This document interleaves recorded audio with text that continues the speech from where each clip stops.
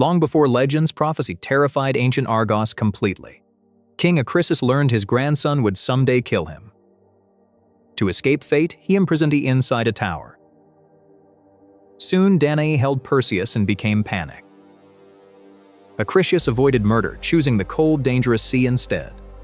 Danae and Perseus drifted inside darkness through violent waves. For days, the ocean carried them beyond familiar maps. Fisherman Dictys discovered their chest beside Seriphos at sunrise. Perseus grew among fishermen, learning strength without royal privilege. He became brave, loyal, and quick to defend others. Polydex desired Danae and quietly hated her protective son. The king cleverly hid a deadly challenge inside celebration. Mockery pushed young Perseus toward one reckless, proud promise. Perseus vowed to return, carrying Medusa's deadly severed head.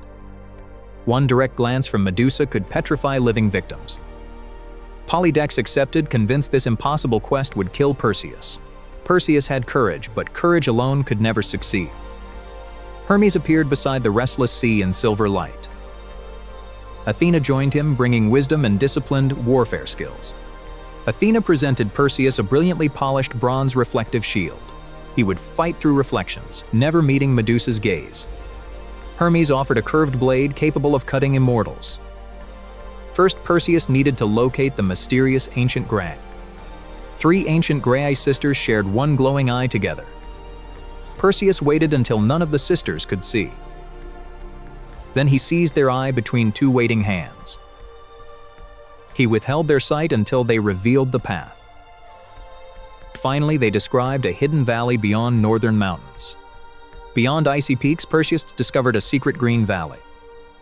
The nymphs welcomed him, already understanding his dangerous purpose. They gave Perseus wing sandals for traveling through air.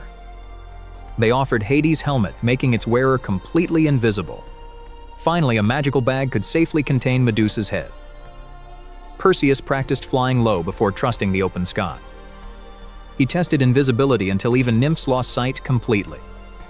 Athena warned preparation separates true bravery from reckless suicide. At dawn, Perseus flew westward following the god's directions. A jagged island emerged beneath thick and threatening fog. Its shore held statues that once were living men. 3 Gorgon sisters slept inside ruins, only Medusa mortal. Even sleeping, Medusa's twisted and tasted the air. Perseus lowered the helmet and vanished across temple stones. He moved slowly because sound could reveal invisible footsteps. His eyes remained fixed upon the shield's reversed reflection. One serpent sensed warmth where no visible body stood. Perseus stopped breathing, becoming still among surrounding statues silently. With each step, Medusa's reflection grew increasingly larger nearby. Then one golden eye opened inside the shield's reflection. Medusa awoke, but invisibility still concealed the approaching hero. Perseus circled silently, refusing every instinct to look directly. Her gaze swept the chamber, petrifying anything moving nearby. When Medusa turned, Perseus entered the final striking range. Watching only reflections, Perseus swung one decisive curved arc. The blow ended Medusa, but her deadly power remained. From that impossible moment, winged Pegasus suddenly appeared alive.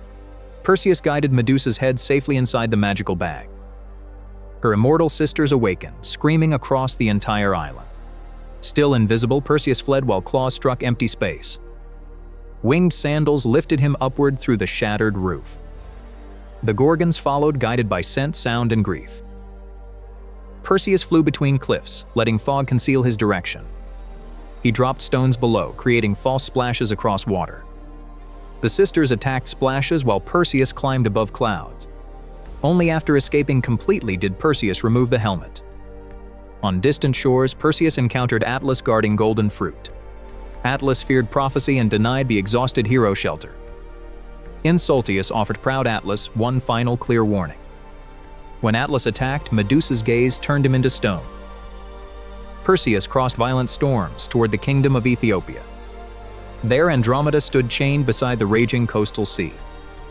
Her kingdom had offered Andromeda to a terrible monster. Her mother's pride offended sea gods, bringing terrible punishment. Now a sea creature rose to claim the princess.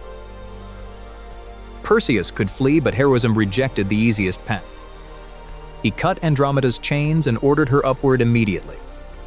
Then Perseus launched forward as the monster broke through. The creature snapped, throwing enormous walls of water skyward.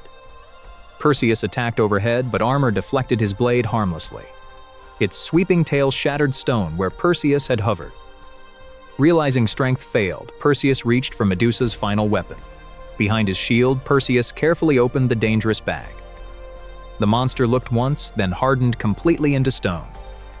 Its stone body crashed down, ending Ethiopia's terror forever. Andromeda saw a warrior who courageously chose to. The grateful kingdom welcomed Perseus as savior and guest.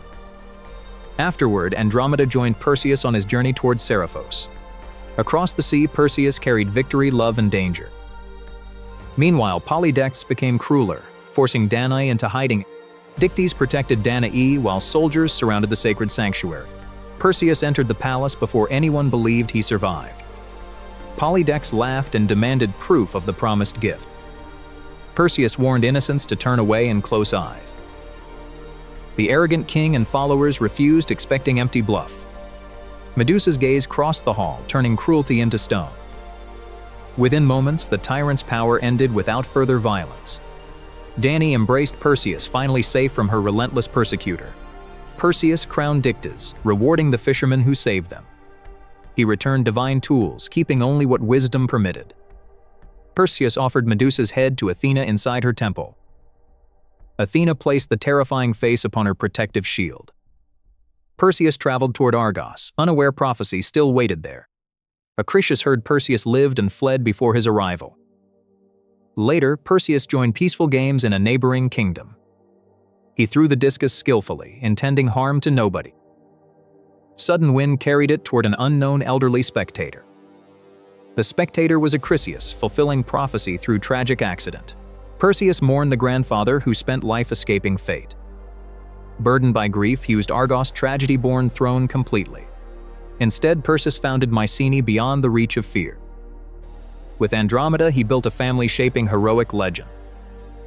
His greatest victories came through preparation, wisdom, and restraint. He survived Medusa by knowing when never to look. He escaped Gorgons because he practiced before trusting magic. He controlled Medusa's power by respecting its lasting danger. He became heroic by risking everything for a stranger. Medusa's victims warned against fear, arrogance, and careless sight. The heavens preserved Perseus and companions within eternal constellations. Perseus, Andromeda, and Pegasus became stars together forever. The abandoned child became a hero defeating impossible dangers. His legend endured because true courage always begins wisely. On the island of Crete, beneath a golden sunrise, a new tragedy quietly began. Hidden inside the palace, where freedom felt more distant than the horizon. One was Daedalus, the brilliant inventor who had built wonders for kings. The other was his son, Icarus, and hungry for the world outside. Their prison was not a cell of iron, but a high stone workshop under watch. Icarus stared through a narrow window and watched birds drift freely across the sea. Daedalus understood a cruel truth: King Minos would never let them leave alive. The king had once praised Daedalus when it knew too many secrets. After the labyrinth and its horrors, Daedalus himself proved his own genius. Night after night, father and sat in silence, listening to the sea they could not. Icarus could not bear it much longer, youth captivity into a fire inside the chest. There must be a way out, he insisted, refusing to believe that stone walls had won. Daedalus said nothing at first, but his eyes followed the birds beyond the tower. Birds crossed the sky without permission, without maps, and without fear. Then the answer arrived not through strength, but through observation. If the sea was guarded and the roads were sealed, then only the sky remained. Icarus watched his father gather feathers and felt hope flicker for the first time. Daedalus sorted the feathers carefully, to the smallest, like pieces of a puzzle. He melted wax over a tiny flame and prepared to shape a miracle. String, wood, and wax came the bones of something impossible. Side by side, father and son worked in secrecy, building hope feather by feather. The king's guards remained careless, never imagining escape could come from above. Slowly, two enormous wings began to take shape across the dusty workshop. To Icarus, they looked less like tools and more like a dream taking form. But Daedalus knew dreams were delicate, and mistakes in the sky would not be forgiven. He built straps to hold the wings firmly to the shoulders and arms. Icarus laughed as he tried one wing, already imagining the world below him. Daedalus warned him not to play, because the sky punishes carelessness more cruelly than earth. Long after midnight, while Crete slept, the wings grew closer to completion. At dawn, two pairs of wings stood ready against the wall like captured pieces of heaven. Icarus stared at them in disbelief, as if freedom itself had entered the room. Daedalus moved carefully, treating each strap and knot like a lifeline. He taught Icarus how to move his arms slowly, steadily, and with balance. Icarus copied every motion, though excitement made patience difficult. Then came the warning that would decide everything. "Do not fly too low," Daedalus said, "or the sea will soak your wings. And do not fly too high, or the sun will melt the wax. Follow me, stay in the middle, and trust the path I choose." Icarus nodded, but inside him, wonder was already louder than caution. At first light, they climbed to the highest edge of the tower. The world stretched below them, cliffs, waves, and a kingdom that believed them trapped. Daedalus tightened every strap on his son's wings with trembling hands. Icarus smiled, fearless in the way only the young can be. Daedalus stepped into the air first, and for one breath the world held still. Then the wings held, and he glided above the sea like a living bird. Icarus leaped after him, heart-pounding, leaving prison behind in a single bound. For a terrifying moment he dropped, then the wings caught the wind. Suddenly, father and son were flying together above the shining sea. Far below, the palace guards looked up in disbelief and shouted in panic. Even King Minos could only stare as his prisoners escaped the impossible way. The sky opened around them, vast, clean, and freedom tasted brighter than sunlight. Icarus laughed in pure joy, overwhelmed by the thrill of flight. Daedalus flew ahead, but kept turning to check on his son. Beneath them, fish flashed in the water like silver sparks. Seabirds wheeled around them, as if puzzled by these strange feathered men. The more Icarus flew, the more confident he became. His father signaled for him to stay close and keep to the middle sky. Icarus nodded again, but the temptation of height had already begun. Above him, the sunlight looked warm, endless, and inviting. It no longer felt like danger. It felt like destiny. He pulled his wings harder and began to rise. Daedalus saw him climbing and called out in sudden fear. But Icarus only smiled and climbed higher, drunk on wonder. Soon clouds drifted between them, and distance turned guidance into echoes. Above the clouds, the world felt unreal, as if he had entered a dream. Then the wax began to shine strangely under the growing heat. One feather slipped loose and spun into the air. Icarus looked back, surprised, but still did not understand. Then another feather fell, and then another. And far below, Daedalus shouted for him to descend immediately. Panic arrived too late, and Icarus beat his wings harder. The sun answered with silence as warm wax dripped from the feathers. The beautiful wings began to collapse under him. In one awful moment, joy turned into terror. Icarus fell through the sky, surrounded by the feathers of his broken dream. Daedalus plunged after him, reaching through empty air. The sea rushed upward, cold and merciless beneath the falling boy. Feathers spiraled around him like pieces of a promise undone. For an instant, his face held fierce shock and the last fading light of wonder. Then Icarus struck the sea, and the sky went silent. Daedalus circled desperately above the waves, calling his son's name. Only feathers floated back to him, rocking gently on the water. At last he landed on a barren shore, carrying grief heavier than stone. The inventor who had conquered the sky now knelt helpless before the sea. Sunset painted the waves gold, but no beauty could soften the loss. Daedalus gathered the scattered feathers as if he could gather time itself. He honored the place where the sea had taken Icarus from him. In later years, people would remember those waters by the name of Icarus. Daedalus continued onward alone, carrying broken wings and a broken heart. Yet memory stayed alive, the laughter, hope, the impossible first flight. He remembered the lessons, the warnings, and the love behind every word. The sun had not been evil, it had merely remained what it always was. The danger had come from a different force, the hunger to rise beyond wisdom. Icarus wanted more than escape. He wanted greatness, wonder, and the impossible. That is why his fall still haunts the world, because it began with a dream. Daedalus gazed across the horizon and understood that genius cannot protect every heart. Between the sea below and the sun above, survival had always lived in balance. But ordinary choices often preserve extraordinary lives. The broken wings remain proof that brilliance without restraint can become tragedy. Soon the tale spread from shore to shore, told by sailors, traders, and poets. They spoke of the boy who flew higher than any mortal should. Some remembered his courage more than his mistake. Others remembered the warning he ignored and the price he paid. But everyone remembered the image of a feather drifting beneath the sun. Daedalus lived on, but the sky would never feel the same again. Every bright morning carried both triumph and sorrow in equal measure. For every parent, the story carried another pain the moment guidance is no longer enough. For every young dreamer, it carried a challenge to chase wonder without abandoning wisdom. Even now, the sea seems to whisper his name when the wind grows quiet. Some say the sky still remembers the shape of his flight. He flew too close to the sun, but also closer to immortality through story. His journey lasted only moments, yet its lessons survived for centuries. A single feather can lift a dream, or mark where one was lost. Daedalus released one feather to the wind as if letting his son fly once more. It rose briefly above the water, dancing in the fading light. In that quiet hour, grief and beauty shared the same horizon. The myth endures because every human heart knows the temptation to go too far. It also reminds us that wisdom is not weakness, it is the art of returning alive. Icarus fell, yet his name rose higher than kings, prisons, or fear. And so the boy who flew too close to the sea became a warning and a legend forever. Some places allow one mistake, then never offer a return. Deep beneath ancient Crete, cold corridors swallowed every sound. One sandal was missing and red thread lay beside him. His fading torch made the surrounding darkness feel even deeper.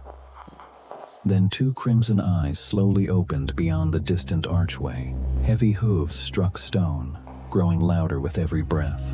The traveler rose and ran through identical twisting corridors. This was no ordinary maze built for careless visitors. It was the labyrinth beneath the great palace of Knossos. Daedalus created it under the command of King Minos. Inside, every passage seemed to move behind the trapped traveler. At its center lived the Minotaur, half man, half bull. Its strength was terrible, and its hunger never truly ended. For years, young Athenians entered the maze as unwilling sacrifices. Their families watched helplessly, because nobody had ever returned. Then Prince Theseus stepped forward and challenged the ancient terror. He promised to enter willingly and destroy the Minotaur forever. His father begged him to stay, but Theseus refused. Wearing a red cloak, he sailed across the Aegean Sea. At Crete, he faced the labyrinth's enormous black entrance. That night, Princess Ariadne secretly came to meet him. She placed a coil of red thread in his hands. "Bind it at the entrance," she whispered, "and never release it. Darkness may deceive you, but this thread remembers home." Theseus tied the thread tightly around a massive stone column. Inside a maze, one good knot can preserve a life. He tested it twice before crossing the first shadowed doorway. The thread unwound behind him, forming a narrow path of hope, but the labyrinth was designed to destroy both plans and courage. Sharp stones could catch the thread and cut it suddenly. So Theseus moved slowly, keeping it near the wall. He wrapped it around obstacles, preserving direction and steady tension. At each junction, he scratched arrows into the stone. Inside the labyrinth, even tiny tools could save him. When corridors looked identical, Theseus trusted more than sight. He felt the air and carefully watched his torch flame. A leaning flame revealed drafts moving through hidden openings. He tossed pebbles forward, testing pits and empty chambers. Sometimes he pressed his ear against the freezing walls. Echoes carried dripping water, falling stones, and distant breathing. Then a mighty roar shook dust. The Minotaur had caught the scent of a stranger. Theseus lowered his torch and hid behind a broken corner. Fighting inside that narrow corridor would mean certain death. The creature heard clearly, smelled fear, and shattered solid stone. To survive, Theseus would make the maze fight for him. He moved silently between pillars, ruins, and shadowed openings. Broken statues and black stains became landmarks in memory. When his torch weakened, he replaced the burning cloth. He drank carefully, saving water and strength for later. Panic made lost people run until their light vanished. Theseus slowed his breathing and kept his thoughts steady. An unusual draft led toward a chamber with many openings. Fresh air strengthened the flame and cleared his breathing. One sealed passage weakened both the fire and his chest. Theseus avoided it and followed the cleaner current downward. There he discovered an underground stream beneath low stone. Water might lead outside or deeper into a grave. He studied its direction before crossing an ancient wooden ladder. Every cracked stone was tested carefully with his spear. A hidden floor collapsed into darkness directly before him. Because he tested first, Theseus remained safely above the pit. Across the stream, heavy hoofprints covered the dusty ground. Animal smells and scratched walls revealed the Minotaur's territory. Theseus dimmed his torch and drew his bronze sword. In its reflection, two red eyes watched from behind. He refused to attack because surprise remained his greatest weapon. Instead, he threw a stone into the opposite passage. The sharp echo immediately drew the Minotaur away. Theseus slipped behind it and hurried through another corridor, but the monster turned and smashed through the separating wall. Stone exploded outward as its roar shook everything nearby. Theseus used pillars as shields and ran in zigzags. Whenever it accelerated, he changed direction at the final moment. One horn passed close enough to tear his cloak. The creature slipped and crashed violently into a stone column. Theseus recognized the weakness inside its enormous strength. Anger made the Minotaur powerful, but also dangerously predictable. On the dusty floor, Theseus mapped the nearby passages. He selected a narrow route beside a cracked supporting pillar. Then he entered the firelight, displaying his torn red cloak. The Minotaur bellowed and charged directly toward the prince. Theseus ran through a doorway and around the damaged column. He stayed visible, yet always beyond the creature's reach. At the last second, Theseus rolled across the floor, the Minotaur's horns buried deeply inside the weakened pillar. Theseus wrapped an old iron chain around the support. He pulled hard, then cut through the rusted fastener. A massive collapse separated him from the furious monster. Yet the Minotaur broke through and the chase continued. Theseus crossed a deep gap using a hanging chain. He tested every link and carefully balanced his weight. Below, the Minotaur found another path through the darkness. He squeezed through a tunnel covered with ancient spiderwebs. Strong wind touched his cloak, promising open space ahead, but the opening led directly into the labyrinth's center. An ancient hall rose there, surrounded by towering pillars. Behind him, the Minotaur shattered rubble and entered. The final battle began beneath carvings of forgotten monsters. Theseus kept a pillar between himself and the horns. The creature circled wildly, searching for a clear attack. Suddenly it changed direction, and Theseus lost his footing. His sword flew away as claws struck the floor. He rolled beneath the attack and recovered his weapon. Then Theseus climbed higher and waited for one final charge. The Minotaur lowered its head and thundered toward him. Theseus leaped aside, and both horns pierced cracked stone. The trapped creature struggled, but the pillar held firm. Theseus climbed its back and tightened rope around its neck. Every violent movement pulled the rope tighter around it. Theseus struck beneath its shoulder with his remaining strength. One final roar crossed the maze, then disappeared forever. But victory meant nothing unless Theseus escaped the labyrinth. He found Ariadne's thread and patiently followed it backward. Moonlight finally appeared beyond the last broken doorway. The surviving Athenians followed the red line into freedom. Ariadne waited outside, holding the thread's glowing end. Theseus defeated the monster, but the thread defeated the maze. From that night, Ariadne's thread became an eternal symbol.